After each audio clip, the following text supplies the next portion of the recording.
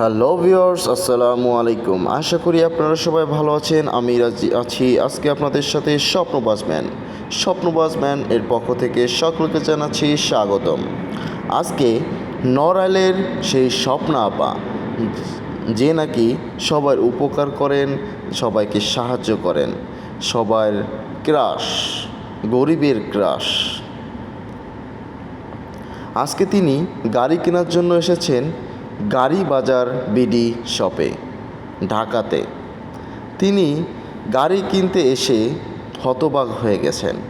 হতবাক হয়ে গেলেন, খুঁজে পেলেন নতুন একজন সাহসী পুরুষকে, যিনি প্রতি শুক্রবারে এখানে তার শপের সামনে, মানে উনি যে গাড়ি বিক্রি করেন ওই গাড়ির শপের সামনে প্রতি শুক্রবারে তিনি কিছু গরিব মেহমানদারি করেন। স্বপ্নপাস আপু এসে এটা সরাসরি দেখতে পারলেন এবং ভিডিও করে নিলেন। সরাসরি মানে মনোমুগ্ধকর একটা পরিবেশ দেখতে পেলেন তিনি জিজ্ঞাসা করলেন যে আমি আসছি বলে কি আপনি খাওয়াচ্ছেন নাকি প্রতি শুক্রবারে খাওয়ান? শপের মালিক বললেন যে না, এখানে প্রতি শুক্রবারে তাদেরকে আপ্যায়ন করা হয়। গাড়ি বিক্রি করে যে লাভ পান সেই লাভের অংশ দিয়েই তিনি গরিব আপ্যায়ন করেন, তাদেরকে খাওয়ার ব্যবস্থা করে দেন। এখন আপনারা দেখতে পাচ্ছেন স্বপ্নবাজ আপার পছন্দ আছে বলে কথা, তিনি লাল কালারের একটি গাড়ি পছন্দ করেছেন, গাড়ি ক্রয় করেছেন। এখন সেই গাড়িটি ডেলিভারি করে দিবে গাড়ি বাজার বিডি এর মালিক। আপনারা দেখতে পাচ্ছেন মালিককে, তার মনটা অনেক ভালো, কারণ তার মন যদি ভালো না হতো তার ব্যবসার টাকা দিয়ে সে কখনো এই গরিব আপ্যায়ন করতো না।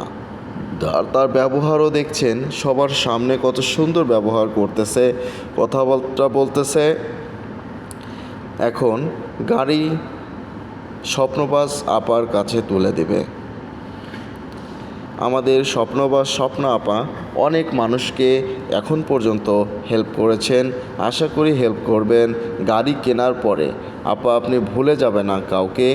আপা আগে মোটরসাইকেল চালিয়ে বিভিন্ন জায়গায় গিয়েছেন, মানুষের পাশে দাঁড়িয়েছেন, হেল্প করেছেন। এখন শপের মালিক একটি খালার হাতে চাবি তুলে দিল, একজন চাচা ও খালার হাতে। তারা এখন স্বপ্নবাজ আপার হাতে চাবিটি তুলে দিল।